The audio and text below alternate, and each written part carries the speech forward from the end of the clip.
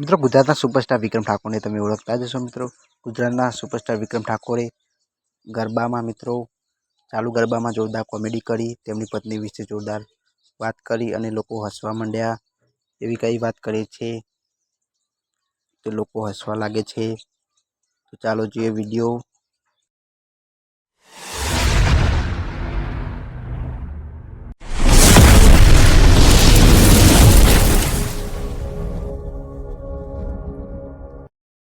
મિત્રો તમે બધા એટલી બધી બક્ષીસની જગ્યાએ એટલી બધી તમે ફરમાઈશો ચિઠ્ઠી લખીને આપો છો।